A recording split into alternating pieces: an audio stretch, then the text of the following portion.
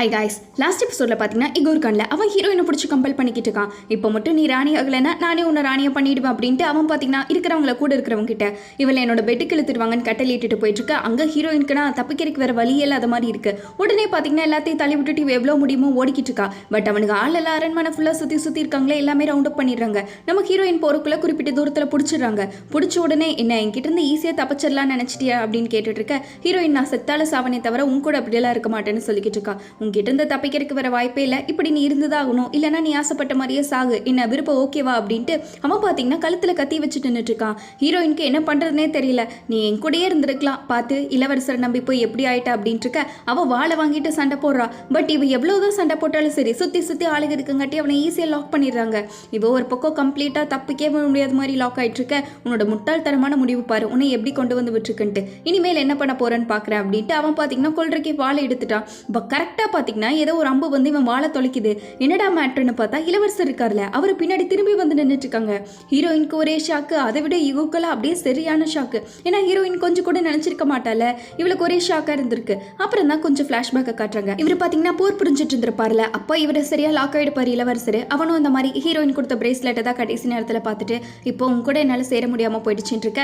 கரெக்டாக அவனும் பார்த்தீங்கன்னா கொல்றதுக்கு வாழை தூக்கி இருப்பான்ல, அப்போ ஏதோ ஒரு டக்குன்னு ஸ்டக் ஆயிருக்கும்ல. அப்போ என்ன இருக்குன்னா அந்த இடத்துல கிரகணம் மாதிரி ஒன்று வந்திருக்கும். அப்போ இந்த பிரேஸ்லெட் இருக்கும்ல, அதோட ஒளி பார்த்தீங்கன்னா இவனோட கண்ணில் கூசி அவன் டக்குன்ட்டு அறுவாளை கீழே போட்டிருப்பான். இதான் சாக்குன்னு இளவரசர் பார்த்தீங்கன்னா அவரோட வால் எடுத்து அவனை லாக் பண்ணிடுவாரு. பட் இவரு நினைச்சா அவனை அப்பவே கொண்டிருக்கலாம். ஆனால் இளவரசர் பார்த்தீங்கன்னா கொண்டிருக்க மாட்டாரு. நீ ஏன் கொல்லலை அப்படின்ட்டு அவன் கேட்கும்போது, இல்லை நான் என்னோட பெண்ணுக்கு சத்தியம் பண்ணி கொடுத்துருக்கேன், யாரையும் கொல்ல மாட்டேன்ட்டு, என்னோட பெண்ணை விட்டு நான் மாற முடியாதுங்கிற மாதிரி இளவரசர் அவர் சத்தியம் தான் முக்கியங்கிற மாதிரி என் மனைவிக்கு கொடுத்துட்டேன்ட்டு சொல்லிக்கிட்டு இருக்க.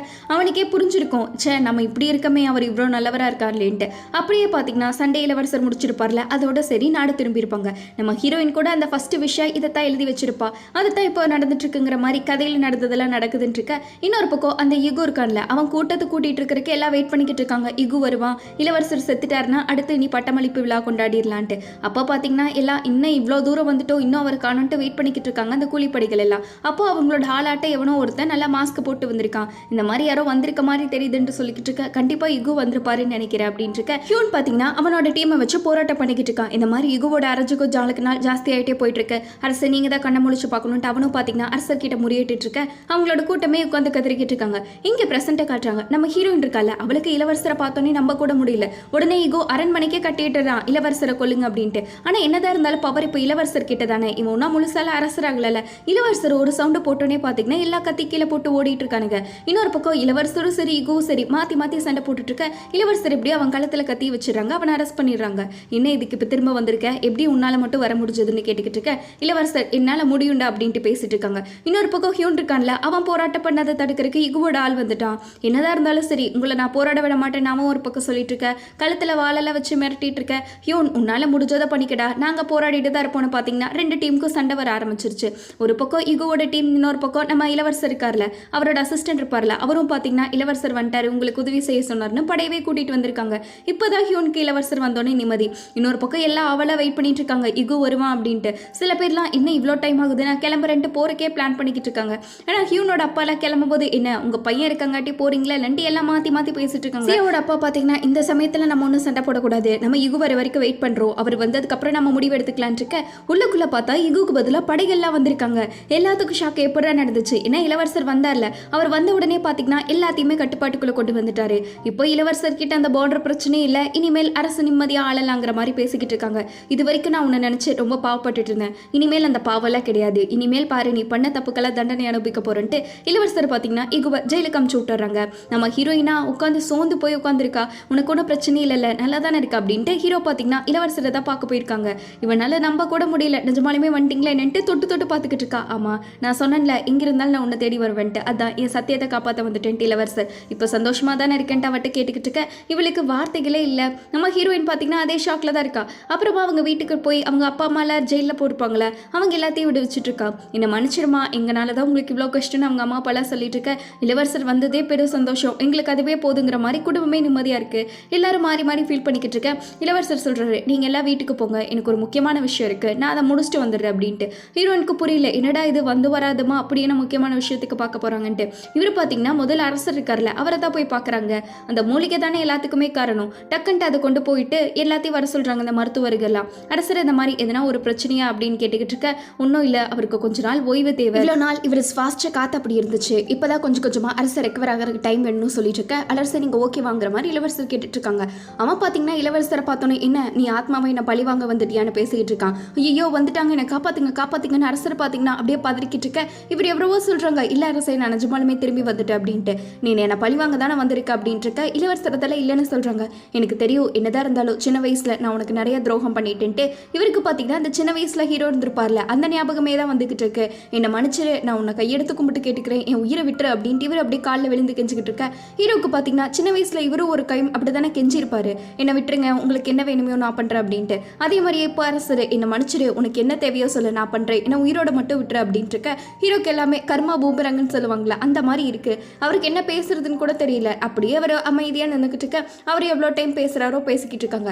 இன்னொரு பக்கம் சியா பார்த்தீங்கன்னா எல்லா குளறுபடி ஆயிடுச்சுன்னு தப்பிக்கலான்னு போயிட்டு இருக்கா. அந்த இடத்துக்கு கரெக்டாக ஜூன் போயிடுறா. என்ன எங்கேயோ எனக்கு தெரியாமல் ஓடுற போல அப்படின்ட்டு அவள் காவலாளிகள் எல்லாம் சியா வீட்டுக்கு கரெக்டாக கூட்டிகிட்டு வந்திருப்பா. அவளை பிடிச்சிட்டு போய் ஜெயிலில் போடுங்கன்னு சொல்லிட்டு இருக்கா. இங்கே சியாவை பார்த்தீங்கன்னா கரெக்டாக இவ லாக் பண்ணிடுறா. இவ பண்ணதுலேயே உருப்படியான விஷயம் இதுதான் போல. அங்கே இவ கத்திக்கிட்டு இருக்கா, சியா உன்னை சும்மா விட மாட்டேன்னு, பை பை அதையும் நான் பார்க்கலான்ட்டு இவ அவ்வளோ சந்தோஷமாக அவளை வழி அனுப்பி வச்சுட்டு இருக்க. கரெக்டாக பார்த்தீங்கன்னா அவளை பிடிச்சிட்டு வந்து கூண்டுக்குள்ளேயே போட்டுடுறாங்க. இப்போ அவளுக்கு காப்பாற்றவர் யாருமே இல்லை. அவள் என்னை காப்பாத்துங்க, இகு வந்துருவாருன்ட்டு அவள் நம்பிக்கையோடு நினைச்சிருக்க. அப்போ அவள் இகுவே ஜெயிலில் தான் இருக்கா. இன்னொரு பக்கம் இளவரசர் எல்லாத்தையும் முடிச்சுட்டு ராணி இருக்காங்களா, அவங்கள பார்க்க வந்திருக்காங்க. ராணிக்கு பார்த்தீங்கன்னா என்னதான் இளவரசர் அவ்வளோ நேரம் இவ்வளோ பழி வாங்கிட்டு இருந்தாலும் இப்போதான் அவங்களுக்கு உயிரே வந்திருக்கு. நீ நிஜமாலுமே போனதுக்கப்புறம் நாடு எப்படி போயிடுச்சு, நான் கூட பயந்துட்டேன். இளவரசர் மறுபடியும் வர மாட்டாரா, அரசர் மறுபடியும் அந்த ரத்த வேட்டையை ஆரம்பிச்சுட்டா என்ன பண்ணுறது, எத்தனை பேர் இந்த டைம் பழி வாங்க போகிறாங்களான்ட்டு, தயவு செஞ்சு நீ வந்துட்ட, இப்போ உன்னை பார்க்குறதுனா எனக்கு நிம்மதியாக இருக்குன்னு ராணி பார்த்தீங்கன்னா ரொம்பவே பயந்து போயிருக்காங்க. இளவரசர் பேசிகிட்டு இருக்க. இங்கே ஹீரோயின் பார்த்தீங்கன்னா அவன் நடந்திருக்கோல சியா பண்ண துரோகம் எல்லாத்தையுமே நினச்சிக்கிட்டு இருக்கா. ஃபர்ஸ்ட் அவள் எப்போவுமே அவளோட ஃப்ரெண்டுன்னு சொல்லிட்டு அவ்வளோ அட்மையர் பண்ணிக்கிட்டு இருந்தா. இவ கொஞ்சம் கூட நினச்சி பார்க்கல கூட இவ தான் கடைசியில் துரோகம் பண்ணுவா அப்படின்ட்டு. இவளுக்கு மனசு கேட்காம அவளை போய் பார்க்க போயிருக்கா. எதுனா சொல்லணும்ட்டு இங்கே வந்திருக்கீங்களா என்ன அப்படின்ட்டு சியா நம்ம ஹீரோயின்ட்ட கேட்டுக்கிட்டு இருக்க. ஏன் இப்படி பண்ணீங்க, நான் உங்களை எவ்வளோ நம்பினேன், என்னோட ஃப்ரெண்டாக தானே பார்த்தேன், அப்புறம் ஏன் இப்படி பண்ணீங்கன்னு கேட்டுக்கிட்டு இருக்கா. இது எல்லாத்தையுமே பார்த்தீங்கன்னா அந்த பேப்பர் படிச்சுட்டு இருப்பாள், அப்போலேருந்து இவ எவ்வளோ க்ளோஸாக இருந்திருப்பாங்கிறத பேசிக்கிட்டு இருக்க. சியா பார்த்தீங்கன்னா உனக்கு இதெல்லாம் புரியாது அப்படின்ட்டு இருக்கா. ஏன் அப்படின்ட்டு இவ கேட்டுக்கிட்டு இருக்க. இந்த மாதிரி நான் உங்களை பார்க்கும்போதெல்லாம் ஒவ்வொரு டைமும் அவ்வளோ சந்தோஷப்பட்டிருக்கேன், ஆனால் நான் கொஞ்சம் கூட நினச்சி பார்க்கல நீங்களே எனக்கு இப்படி துரோகம் பண்ணுவீங்கன்ட்டு, நீங்கள் என்னதான் இருந்தாலும் இப்படி பண்ணியிருக்க கூடாது அப்படின்ட்டு அவள் பேசிட்டு இருக்கும்போது இவளுக்கு கடுப்பாயிடுது. உனக்கு தெரியுமா ஒரு பொண்ணோட வலி என்னன்ட்டு, சின்ன வயசுலேருந்து யாருமே இல்லாமல் தூக்கி போட்டு எங்கள் அப்பா என்னை கஷ்டப்படுத்தி வளர்த்தினாரு, ஆனால் அவர்கிட்டயே அவ்வளோ பேச்சாகி இந்த இடத்துக்கு வரைக்கும் நான் எவ்வளோ பண்ணியிருக்கேன் தெரியுமா, நீ என்ன அப்படியே அரண்மனையிலேயே பிறந்து வளர்ந்தவ, இளவரசரை கல்யாணம் பண்ணிக்க போகிற, உனக்கு எந்தாலாம் புரியாது, ஒரு பொண்ணா நீ தவச்சு பாரு அப்போதான் தெரியுங்கிற மாதிரி அவள் பேசிகிட்டு இருக்க. என்னதான் இருந்தாலும் நீங்கள் இப்படி பண்ணியிருக்க கூடாதுல அப்படின்ட்டு இருக்கா. நீங்கள் பண்ண தப்ப எல்லாத்தையும் விட்டுருங்க, இப்போவே மன்னிப்பு மட்டும் கேட்டு சரணடிச்சிருங்க, எல்லாமே பிரச்சனை சால்வ் ஆகிடும், இப்போதைக்கு நிறுத்திக்க அப்படின்ட்டு இருக்க. என்னதான் சொன்னாலும் சரி நான் அப்படி இருக்க மாட்டேன், என்னோட குறிக்கோளை நான் விட்டு கொடுக்க மாட்டேன்ட்டு அவள் பார்த்தீங்கன்னா இன்னுமே அவள் ஒரு மீளலை, அந்த தாக்கம் அவகிட்ட இருந்துக்கிட்டே இருக்கு சியோ கிட்ட. எப்பயாச்சும் உங்களுக்கு உங்களை பார்த்தே பாவமாக தெரியலையா, நீங்கள் நிஜமாலுமே இப்படி பெற கேரக்டரா அப்படின்ட்டு ஹீரோயின் பார்த்தீங்கன்னா எவ்வளோ பேச முடியுமோ பேசிக்கிட்டு இருக்க. அவள் எப்போவுமே நான் இப்படி தான் இருந்திருக்கேன் அப்படின்ட்டு சியா பார்த்தீங்கன்னா கொஞ்சம் கூட வளைவு கொடுக்குற மாதிரி இல்லை. நீ மட்டும் வராமல் இருந்திருந்தா என் கதை எவ்வளோ அழகாக இருந்திருக்கும் தெரியுமா, நீ ஒருத்தி வந்து அப்படியே மாற்றிட்டு தெரியுமான்ட்டு அவள் பார்த்தீங்கன்னா புலம்பிட்டு இருக்க. ஹீரோயினுக்கு என்ன பண்ணுறதுனே தெரியல, அவள் உட்காந்து அழுதுகிட்டு இருக்கா. இன்னொரு பக்கம் யார் யாரெல்லாம் சப்போர்ட் போட்டாங்களோ இகுக்கு எல்லாத்தையுமே கட்டி போட்டு வச்சிருக்காங்க. இந்த மாதிரி நீங்கள் எல்லாம் கூலிப்படையில் இருந்திருக்கீங்களே அப்படின்ட்டு எல்லாம் பேசிட்டு இருக்கும்போது இகுவும் பார்த்தீங்கன்னா உங்களால் என்ன பண்ண முடியுங்கிற மாதிரி பேசிட்டு இருக்கான். ஆனால் எல்லா அமைச்சரும் பார்த்தீங்கன்னா லாஸ்ட்ல இந்த எல்லாத்தையும் பிடிச்சிக்கிட்டாங்க அவனுக்கு யார் யாரெல்லாம் சப்போர்ட் பண்ணாங்களோ. ஆனால் இவன் பார்த்தீங்கன்னா இவன் தான் கொலை பண்ண அமைச்சிருப்பான், இருந்தாலும் அவங்க ஆளுகளா எனக்கும் இவனுக்கும் சம்மந்தமே இல்லைன்னு சொல்லிட்டு இருக்க. பாத்தியா இகுக்காக நீ போர் புரிய போன, உன் இரு தியாகம் பண்ணிட்டு அவனே உன்னை கழட்டி விட்டுட்டான், இதே நிலைமை தான் எல்லா மந்திரிகளுக்குன்ட்டு இளவரசர் திட்டிட்டு இருக்காரு. அப்போ கரெக்டாக அரசர் வேற வந்துட்டாரு. வந்த உடனே சரி நான் இவ்வளோ நாள் நினச்சி கூட பார்க்கல நீங்கள் எல்லாரும் எனக்கு பின்னாடி துரோகம் பண்ணுவீங்கன்ட்டு, எனக்கே துரோகம் பண்ணணும்னு ஆசைப்பட்டீங்களே, இனிமேல் உங்கள் எல்லாத்துக்கும் மரண தண்டனை தான், ஆனால் நான் உங்களை கண்டிப்பாக மன்னிக்க கூட மாட்டேன் அப்படிங்கிற மாதிரி அரசர் சொல்லிக்கிட்டு இருக்க. இங்கே எல்லாரும் பார்த்தீங்கன்னா எனக்கும் இதுக்கும் சம்மந்தமே இல்லை, இகோ இந்த மாதிரி மண்டை கழுவினாரு, அதனால தான் நாங்கள் ஒத்துக்கிட்டோம், ஆமாம் எங்களை மன்னிச்சிருங்க அரசே, எங்களுக்கு வேற வழி தெரியல, எல்லாம் பிரெயின் வாஷ் பண்ணாங்க அப்படின்ட்டு எல்லாருமே பார்த்தீங்கன்னா இகு பண்ண மாதிரி அவனை எல்லாம் கழட்டி விட்டுட்டு இருக்காங்க. எல்லாருமே பார்த்தீங்கன்னா காலில் விழுந்து கதறிக்கிட்டு இருக்க. உங்களால என்னோட உயிரை மட்டும்தான் நான் விட்டு வைக்க முடியும், மற்றபடி உங்களுக்கான பதவி எல்லாமே இனி பறி போயிடுங்கிற மாதிரி சொல்லிட்டு இருக்க. பாடுறா யாரை மன்னிக்கிறது அப்படின்ட்டு, பல வருஷத்துக்கு முன்னாடி எங்கள் அம்மா அப்பாவை என் கண்ணு முன்னாடியே கொன்னிய, அது உனக்கு ஞாபகம் இருக்கா, ஏன் அப்பெல்லாம் நீ மன்னிக்க மாட்டியா அவங்கள அப்படிங்கிற மாதிரி இவன் பேசிட்டு இருக்கான். ஒரு ராஜ்யத்துக்காக கொன்னவன் தான்டா நீ அப்படின்ட்டு இகு பேசிட்டு இருக்க. அரசருக்கு நான் சரியான கோவம் வந்துருச்சு, என்ன எதிர்த்து பேசின அரசரையே அப்படி எதிர்த்து பேசிட்டியா, தலையை கட் பண்ணுங்க அப்படின்ட்டு இருக்க. இளவரசர் பார்த்தீங்கன்னா என்னால் முடியாதுங்கிற மாதிரி சொல்லிடுறாங்க. எப்போவுமே நீங்கள் ஒரு தப்பு பண்ணிட்டீங்க, அதை வச்சு மறுபடியும் அதே தப்பு பண்ணிட்டு இருக்காதீங்க இளவரசர் புத்திமதியை சொல்லிட்டு இருக்க. இவனுக்கெல்லாம் நடக்கிறது ட்ராமா மாதிரி இருக்கு, என்னடா பண்ணிட்டு இருக்கீங்கிற மாதிரி ஈகோ உட்காந்து சிரிச்சுக்கிட்டு இருக்கான். அரசருக்கு பார்த்தீங்கன்னா கோவம் தாங்க முடியல. வெட்டலான்ட்டு போனால் இளவரசர் ஒரு நிமிஷம் நில்லுங்க அப்படின்ட்டு கத்திக்கிட்டு இருக்கான். இது வரைக்கும் நீங்கள் அன்னைக்கு பண்ண கொலையினால இன்னைக்காச்சும் நிம்மதியாக இருந்திருக்கீங்களா? அரசர் பதவி கிடைச்சிருச்சு, ஆனால் உங்களுக்கு நிம்மதி இல்லைல்ல, இனிமேலாச்சும் விடுங்க, இனிமேல் நீங்கள் அரசராக நிம்மதியாக இருக்க வேண்டிய நேரம், இந்த தயவு செஞ்சு அப்போ பண்ண தப்பு இப்போ பண்ணாதீங்க அப்படின்ட்டு இளவரசர் பார்த்தீங்கன்னா கொஞ்சம் ப்ராக்டிக்கலாக உங்கள் கொஞ்சமாச்சு பாருங்க அப்படின்ட்டு சொல்லிட்டு இருக்க. அரசருக்கும் பார்த்தீங்கன்னா இதுதான் சரியாப்படுது. ஏன்னா அவங்களுக்கு அரியணை கிடைச்சிருந்தாலும் சரி, நிம்மதிங்கிறது அவருக்கு கிடைச்சிருக்காரு. நீ சொல்கிறது கரெக்டு தான், உன் இஷ்டம் போல் என்ன தோணுதோ அதை பண்ணு, நான் எதுவுமே கேட்கல, நீ அவனை பார்த்துக்கோ அப்படின்ட்டு அரசர் பார்த்தீங்கன்னா ஈகுவா நம்ம இளவரசர் கிட்ட போயிட்டு இருக்க. உன்னை சும்மா விட மாட்டேன்டா, என்னடா மாற்றி மாற்றி நாடகம் ஆடிட்டு இருக்கீங்களான்ட்டு ஈகோ கத்திக்கிட்டு இருக்கான். நீ இதை தானே நினச்ச, உன்னோட வாழ்க்கைக்கு நீ இதை தான் சூஸ் பண்ணியிருக்க, என்னோட வாழ்க்கைக்கு நான் இவனுக்கு அரசராக அடிப்படைந்து தான் ஆகணும், நான் அதை தான் சூஸ் பண்ணியிருக்கேங்கிற மாதிரி இளவரசர் உனக்கான தண்டனையை நான் கொடுப்பேன்னு சொல்லிக்கிட்டு இருக்க. அவனை பார்த்தீங்கன்னா ஏதோ ஒரு சிறைச்சாலை இருக்கும் போல பக்கத்து ஊருக்கு, அது கலப்பலான்னு போயிருக்காங்க. தயவு செஞ்சு உன்னோட பழசெல்லாம் மறந்துடு, எனக்கு தெரியும் அது உனக்கு வலியை கொடுக்குன்ட்டு, பட் அதுவே உனக்கு நடந்துடல, உன்னோட புது வாழ்க்கையை அடிச்சுக்காத அப்படின்ட்டு இருக்க. ஐயோ போகிறான். அப்போ கரெக்டாக ஹீரோயின் பார்த்தீங்கன்னா ஒரு நிமிஷம் இருங்க, உங்ககிட்ட நான் சொல்லணும் அப்படின்ட்டு ஓடி இருக்கா. அந்த ப்ரெசன்ட் ஹீரோயின் இருப்பா பார்த்தீங்களா, பழைய ஹீரோயின், அவள் தான் சொல்லியிருப்பா இந்த மாதிரி அவனை வாழ்க்கையிலேருந்து மூவ் ஆன் ஆகுன்னு சொல்லு, அவனை அதைவே நினச்சிட்டு இருக்க வேண்டான்னு சொல்லிட்டு அவள் தான் சொல்லி விட்டுருப்பா. அதனால தான் அவள் ஈகோ கிட்ட இந்த மாதிரி தயவு செஞ்சு மூவ் ஆன் ஆகு, என்னதான் இருந்தாலும் நம்ம பழகினதெல்லாம் பாஸ்ட்டு, இனிமேல் இதை யோசிக்காத அப்படின்ட்டு இருக்க. நீ அந்த வார்த்தை சொன்னே, அது ஒன்றும் நான் ஒன்றும் மக்களை இந்த படைக்காக ஆரம்பிக்கல, நீ தான் அந்த வார்த்தையை சொன்ன, எனக்கு தெரியும் இந்த வார்த்தையை உங்ககிட்ட யாரோ ஒருத்தவங்க சொல்லியிருக்காங்க அப்படின்ட்டு, அவங்க கிட்ட போய் நீ சொல்லு, மறுபடியும் நான் கண்டிப்பாக திரும்ப வருவேன், இது உன்னோட என்னோட முடிவில்லை, கண்டிப்பாக நான் திரும்பி வந்து பழி வாங்குவேன்ட்டு அவன் பார்த்தீங்கன்னா பழி வாங்கணும் இதுலேயே போக. ஹீரோயினுக்கு பார்த்தீங்கன்னா என்ன பண்ணுறதுனே தெரில. சரி எப்படியோ அவன் இல்லை, எல்லாமே இப்போ ஸ்மூத்தாக இருக்குன்ட்டு அவன் வந்துக்கிட்டு இருக்க. பழையபடியே பார்த்தீங்கன்னா அந்த உலகம் இருக்குல்ல ஸ்டாப் ஆயிடுச்சு. யாருன்னு வந்தா அந்த டிசைனர் குட்டி பையன் இருக்கான்ல அவன் தான் வந்திருக்கான். நிஜமாலுமே நான் நினச்சி கூட பார்க்கல நீ எப்படி உலகத்தை காப்பாற்றின அந்த 3 வார்த்தையில் அப்படின்ட்டு இருக்க. ஆனாலும் நீ ஒரு வேளை ஹாப்பி என்டிங் வந்தால் இந்த உலகமே அழிஞ்சிரும், அதை ஞாபகப்படுத்துனியா அப்படிங்கிற மாதிரி அவன் கேட்டுக்கிட்டு இருக்கான். ஹீரோயினுக்கு பார்த்தீங்கன்னா புரிஞ்சிருது. இளவரசர் அங்கே வீட்டை எல்லாம் சுத்தம் பண்ணி பார்த்துக்கிட்டு இருக்காங்க. எல்லாமே ஒவ்வொரு சின்ன விஷயத்தையும் மாற்றி வச்சிருக்கா. என்னோட ஃபேமிலியில் அப்படியே மாற்றிட்ட, எனக்கு ரொம்ப சந்தோஷமாக இருக்குது அப்படின்ட்டு இருக்க. ஒய்ஃப்லாம் கூப்பிடுறாங்க. ஹீரோயினுக்கு வெக்க வேற வருது, என்ன இப்படிலாம் கூப்பிட்டுருக்கீங்க, நானும் உங்களை உன்னை ஹஸ்பண்ட்னு கூப்பிட போகிறேன். 2 பேரும் மாறி மாறி பேசிக்கிட்டு இருக்க. சரி இனிமேல் நம்ம ஊருக்கு தெரியற மாதிரி கல்யாணம் பண்ணிக்கணும்ல, அது எப்போ பண்ணலாம், சீக்கிரமாக முடிச்சிடலாமா அப்படின்ட்டு இருக்க. ஹீரோயின் பார்த்தீங்கன்னா தயங்கிட்டு இருக்கா. உங்ககிட்ட நான் ஒன்று சொல்லணும் அப்படின்ட்டு. என்னென்னு சொல்லு அப்படின்ட்டு இளவரசரும் கேட்டுக்கிட்டு இருக்க. அவள் பார்த்தீங்கன்னா இந்த சாமான் சொல்லியிருப்பாங்களே இந்த மாதிரி நீ ஒரு வேளை ஹாப்பி என்டிங்க்கு இது வந்துருச்சுன்னா உலகம் அழிஞ்சிரும்ட்டு, அதே மாதிரி தான் நான் சொன்னாலும் நம்ப மாட்டீங்க, ஆனால் எனக்கு இதை மறைக்கிறது எப்படின்னு தெரியல அப்படின்ட்டு, நான் சொன்னால் நீங்கள் நம்புவீங்களா மாட்டீங்களான்ட்டு அதையவே யோசிச்சுட்டு இருக்கா. என்னதானு சொல்லு அப்படின்ட்டு இளவரசர் கேட்டுட்டு இருக்க. இன்னொரு பக்கம் ஹியூன் இருக்கான்ல அவனும் பார்க்குறான். அவங்க அப்பா வந்திருக்காரு.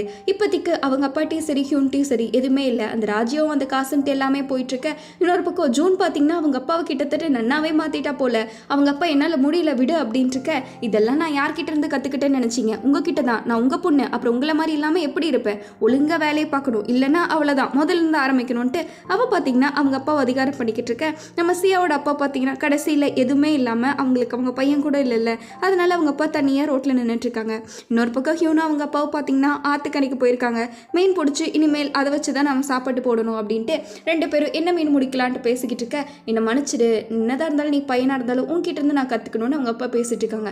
அப்பா அந்த இடத்துல சியா கிராஸ் பண்ணி போகிறது அவன் பார்க்குறான். பட் பார்த்துமே அவன் மனசு இன்னுமே மாறாத மாதிரி தான் தெரியுது. அப்படின்னா இளவரசருக்கவே எல்லா உண்மையை சொல்லிட்டா, நான் வேறு உலகத்துலேருந்து வந்திருக்கேன், இந்த மாதிரி நம்ம ஹாப்பி என்டிங் நான் காமிக்கில் இருக்கோம், அதனால் கல்யாணம் பண்ணால் முடிஞ்சு போயிடும் உலகமே அப்படின்ட்டு இருக்கா. ஆமாம் அப்படின்ட்டு ஹீரோயின் சொல்லிக்கிட்டு இருக்கா.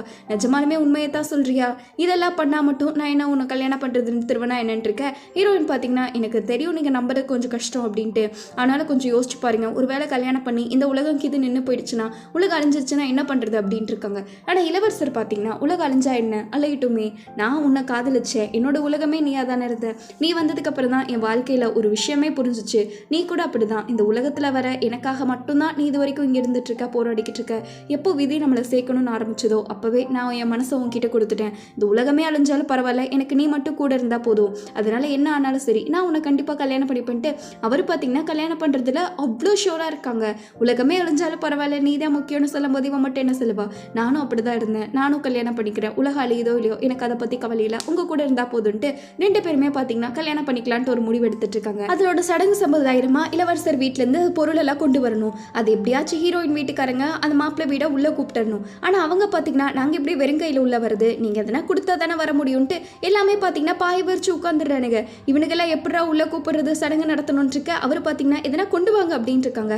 ஹீரோயினும் சரி அவங்க அப்பாவும் சரி எல்லாமே வந்து பார்த்துட்டு தான் இருக்காங்க. எவ்வளோ கூப்பிட்டாலும் வரமாட்டாங்க. அடுத்த வேற வழியே இல்லை. ஹீரோயினோட அப்பா தான் எதனா பண்ணி ஆகணும்னு சொல்லி அவங்க அப்பா காலை பிடிச்சிக்கிட்டு இருக்க. அவங்க அப்பா பார்த்தீங்கன்னா முடியவே முடியாதுன்னு இருக்காங்க. அவங்க அப்பாவோட உயிரே பார்த்தீங்கன்னா அந்த சோஜு தானே, அதை எடுத்துட்டு வந்து காட்டிக்கிட்டு இருக்காங்க. அதுக்கும் அவங்க மடையிற மாதிரி இல்லை. 30 வருஷம் ரொம்ப பழமையான சோஜு வேணுமா உங்களுக்கு அப்படின்னு கேட்டுக்கிட்டு இருக்க. அவங்க அதுக்கும் இது பண்ண மாட்டேங்கிறாங்க. அப்போ தான் கரெக்டாக நம்ம ஹீரோயின் வரா. நீங்கள் எல்லாரும் மட்டும் இப்போ உள்ளே வந்தீங்கன்னா நான் உங்களுக்கு மிக்ஸ்அப் பண்ணி கொடுக்குறேன் அப்படின்ட்டு நம்ம ஹீரோயின் பார்த்தீங்கன்னா ஆல்கஹாலை சரியாக ஒரு மாஷப் பண்ணுவாள். அதை பற்றி சொன்னோன்னே எல்லாத்துக்கும் ஆச்சரியம். அப்படின்னா நாங்கள் வரோம், சூப்பராக இருக்குமே அப்படின்ட்டு எல்லாத்தையுமே நம்ம ஹீரோயின் மயக்கிடுறா. உள்ளே போனோன்னே சரி, இந்த கல்யாணம் நல்லபடியாக நடக்கிறதுக்காகவும் சரி, இளவரசர் திரும்பி வந்ததுக்காகவும் சரி, எங்களோட ஃபியூச்சருக்காகவும் சரி, எல்லாத்துக்கும் சியர்ஸ் அப்படின்ட்டு எல்லாத்துக்குமே அந்த காக்டைலை பண்ணி கொடுத்துட்டு இருக்க. இவங்க 2 பேரும் பார்த்தீங்கன்னா இந்த ட்ரெண்டுக்கு ஏற்ற மாதிரி மாறிடுறாங்க. குடிச்சதுக்கப்புறம் இது ஒரு சடங்கு போல அந்த இளவரசர் இருக்கார்ல அவரை படுக்க வச்சு இந்த மாதிரி அடிக்கணும் அப்படின்ட்டு. பட் அது சடங்கு அடிக்காமல் எல்லாம் பார்த்தீங்கன்னா வேணும்னே போட்டு அடிச்சிட்டு இருக்காங்க. இளவரசர் இதெல்லாம் முடியட்டும், அப்புறம் பாருங்க நான் உங்களை என்ன பண்ணுறேன் அப்படின்ட்டு பேசிட்டு இருக்க. எல்லாருமே பார்த்தீங்கன்னா அப்படியே பயந்துட்டான். என்ன மன்னிச்சிருங்க அரசே அப்படின்ட்டு அவர் ஃபன்னாக பேசிக்கிட்டு இருக்க. இந்த மாதிரி இளவரசர் சொல்லிக்கிட்டு இருக்காரு. எங்கோ போனார்ல அந்த படகு கப்பலில் மூழ்கி இறந்துருச்சு, ஏதோ புயலில் மூழ்கிடுச்சு அப்படின்ட்டு. இதுதான் ஒரு வேளை ஹாப்பி எண்டிங்கா, நான் எப்படி இருப்பேன்னு நினைக்கிறேன் அப்படிங்கிற மாதிரி இளவரசர் அவர்கிட்ட கேட்டுட்டு இருக்க. நீங்கள் நிஜமாலுமே பழைய மிஸ்டேக்கை திரும்ப பண்ணாமல் உங்களோட புது உலகத்துக்காக நான் வெயிட் பண்ணிக்கிட்டு இருக்கேன்னு சொல்கிறாங்க. அதோட உங்ககிட்ட இன்னொரு விஷயமும் சொல்லணும் அப்படின்ட்டு இளவரசர் பார்த்தீங்கன்னா வேலையை விடுறேன்னு சொல்லிட்டு இருக்க. அரசருக்கு என்ன பேசுறதுனே தெரியல. ஏன்னா இவ்வளோ நாள் இளவரசர் தான் அரசர் கூட துணையாக இருந்தார். பட் இதுக்கு மேலேயும் அவர் எவ்வளோ தியாகம் பண்ணதுக்கு அப்புறமும் கம்பல் பண்ணக்கூடாதுல. சரி உனக்கு என்ன துடிக்குதோ அதை பண்ணு, நானும் உன்னை விட்டுறேங்கிற மாதிரி அரசர் ரிலீவ் பண்ணிட்டு இருக்க. இளவரசர் பார்த்தீங்கன்னா அன்னைக்கு கல்யாணம் நம்ம ஹீரோயின் கூட வந்திருக்காங்க. உலகம் இருக்குமா போயிடுமான்னு கூட தெரியல. ஜாலியாக கல்யாணம் பண்ணிட்டு நம்ம ஹீரோயின் பொக்கேவை தூக்கி போட. இந்த பொக்கேவை யார் பிடிக்கிறான்னா ஜூன் தான். ஜூனை பார்த்தோன்னே சரி எல்லாரும் சந்தோஷமாக கிளாப் பண்ணிக்கிட்டு இருக்காங்க. ஆனால் அங்கே பார்த்தீங்கன்னா ஹீரோயினோட அண்ணா இருக்கால 3வது அண்ணன், அவனுக்கும் ஜூனுக்கும் ஏதோ கனெக்ஷன் வர்ற மாதிரி இருக்கு. இப்போதான் ஹாப்பி எண்டிங் வந்துருச்சு சரிங்கிற மாதிரி எல்லாருமே பேசிட்டு இருக்க. ஹீரோயின் இப்போ நீங்கள் எனக்கு கிஸ் பண்ணணும் முடியுமான் இருக்க. இளவரசர் ஷியோர் அப்படின்ட்டு அந்த காலத்திலேயே பார்த்தீங்கன்னா மறைச்சிக்கிட்டு எல்லாத்தையும் கிஸ் பண்ணிக்கிட்டு இருக்காங்க. அவங்க எல்லாம் பாடுறா என்னடா பண்ணிக்கிட்டு இருக்காங்கிற மாதிரி ஐயோன்ட்டு எல்லாம் அப்படியே வெக்கத்தில் கத்திக்கிட்டு இருக்க. இவங்க 2 பேரும் வைக்கப்படுற மாதிரி இல்லை. காமிக் பார்த்தீங்கன்னா ஹாப்பி எண்டிங்கில் முடிஞ்சு. இப்போ ப்ரெசென்ட்டாக இருக்கா ஹீரோயினும் படிச்சுட்டு இருக்கா. பட் இப்போ அவள் தனியாக இல்லை, அவளுக்குன்ட்டு ஒரு ஃப்ரெண்ட்ஸ் எதிர்க்காங்க. அவள் ஆசைப்பட்டால அதே மாதிரியே ஒரு லைஃப் அவள் வாழ்ந்துக்கிட்டு இருக்கா. இன்னொரு பக்கம் பல வருஷம் கழிச்சு கட்டுறாங்க. நம்ம ஹீரோயினுக்கு கல்யாணம் ஆயிடுச்சு, குழந்தைகளும் ஆயிடுச்சு. அவங்க அம்மா பாத்தியா எப்படி மாறிடுச்சு உலகம் அப்படின்ட்டு இருக்க. நம்ம ஹீரோயின் பார்த்தீங்கன்னா 3 பசங்க 3 மாமா கூட விளையாடிட்டு இருக்காங்க. இப்படிலாம் பார்த்து விளையாடுங்க அப்படின்ட்டு அவள் உட்காந்து பார்த்துக்கிட்டு இருக்கா. அவங்க அப்பா பார்த்தீங்கன்னா நம்பவே முடியல அப்படின்ட்டு இளவரசரை பற்றி சொல்லிட்டு இருக்காங்க. அவரு பார்த்தீங்கன்னா 3 பொண்ணுங்க இருப்பாங்களா, அவங்க எல்லாத்துக்கும் தலை செய்வ விட்டுட்டு நான் தான் பண்ணுவேன் இருக்கேன். எப்படி இருந்த மனுஷன் இன்னைக்கு இப்படி மாறிட்டார்ல, என்னால் நம்ப கூட முடியல இளவரசர் இப்படிலாம் மாறுவாருன்ட்டு. ஏதோ உங்களை நான் தான் கொஞ்ச நாள் பிரித்து வச்சுட்டேன்லங்கிற மாதிரி அவங்க அப்பா பேசிகிட்டு இருக்க. ஹியூன் இருக்கான்ல அவன் பார்த்தீங்கன்னா ஏதோ ஆசிரமத்துக்கு போயிருக்கான். ஏன்னா சியா இருக்கல அவளும் அந்த ஆசிரமத்தில் தான் இருக்கா. அங்கே பசங்களுக்கெல்லாம் சாப்பாடு வாங்கி கொடுத்தோன்னே அவங்களுக்கு ரொம்பவே ஜாலியாகிடுச்சு. உங்ககிட்ட கொஞ்சம் தனியாக பேசணும் முடியுமா அப்படின்ட்டு இருக்க. இன்னுமே ஹியூன் பார்த்தீங்கன்னா சியாவை கொஞ்சம் கூட மறக்கல. நீ எல்லாத்தையுமே மறந்துடு, நீ சியா என்னோட காதலியாக இருந்தல அதை மட்டும் ஞாபகம் வச்சுக்கோ, மறுபடியும் முதல்ல இருந்து ஆரம்பிக்கலாமா அப்படிங்கிற மாதிரி ஹியூன் கேட்டுக்கிட்டு இருக்க. சியாக்கு என்ன பதில் சொல்கிறதுனே தெரியல. கண்டிப்பாக இந்த டைம் நீயும் சரி நானும் சரி பழசெல்லாம் மறந்துடலாம், புதுசாக ஆரம்பிக்கலான் இருக்க. எனக்கும் அவள் ரொம்ப பிடிச்சிருக்கு அப்படின்ட்டு இருக்கா. 2 பேத்துக்கும் அங்கேயே ஒரு ஹாப்பி எண்டிங் போட்டுறாங்க. நம்ம ஹீரோயின் பார்த்தீங்கன்னா அப்போ வீட்டை க்ளீன் பண்ணலான்னு ஏடிட்டு இருக்கும்போது அந்த தாயத்தை கிடைக்குது.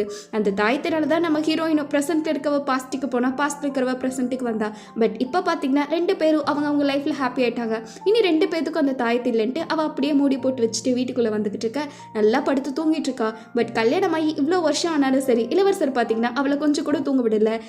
இன்னுமே ரசிச்சுட்டு தான் இருக்காரு. அவள் பார்த்தீங்கன்னா வைக்கப்பட்டுட்டு கம்மன் இருங்க, யாராச்சும் வந்து பார்த்தா என்ன பாயிடும் அப்படின்ட்டு அவசரிச்சுக்கிட்டு இருக்க. பார்த்தா என்ன நான் என்னோட மனைவி கூட தானே இருக்குங்கிற மாதிரி அவர் பேசிட்டு இருக்காங்க. பட் இந்த ஸ்டோரியில் நம்ம ஹீரோயின் லாஸ்ட்டாக என்ன எழுதியிருப்பானா, இளவரசர் சரி ஹீரோயினும் சரி அதுக்கப்புறம் அவங்க கதையில் எப்போவுமே ஹாப்பியாக தான் வாழ்ந்தாங்கிற மாதிரி எழுதியிருப்பா. அதனால தான் உலகம் இன்னும் அழியாமல் இருக்கு. 2 பேரும் அப்படியே கிஸ் பண்ணிட்டே முடிக்கிற அப்படின்ட்டு ஒரு ஹாப்பி எண்டிங்காக அந்த ட்ராமா முடிக்கிறாங்க. எப்படி கைஸ், கண்டிப்பாக இந்த ட்ராமா உங்களோட ஃபேவரட் ட்ராமாவாக இருக்கும்னு நினைக்கிறேன். இந்த ட்ராமாவில் உங்களோட ஃபேவரட் கேரக்டர் யாரை நீங்கள் ரொம்ப மிஸ் பண்ணுவீங்க அப்படின்னு கமெண்ட்ல சொல்லுங்கள். நிஜமாலுமே ஒரு ஃபன்னான சூப்பர் ரொமான்டிக் காமெடியா ட்ராமா தான் இருந்துச்சு. பட் நாளைக்கு நம்ம அதுக்குன்னு சும்மா விட முடியாதுல, அதே அளவுக்கு ஈக்குவலான ஒரு ஃபன்னான ரொமான்டிக் காமெடி ட்ராமாவில் மீட் பண்ணுவோம். அது வரைக்கும் பை ஸ்வீட்டீஸ். ட்ராமா பிடிச்சிருந்துச்சா இல்லையா அப்படின்ட்டு எல்லாத்தையும் கமெண்ட்ல சொல்லிட்டு போங்க. அடுத்து ஒரு சூப்பரான ட்ராமாவில் பார்க்கலாம். Bye guys.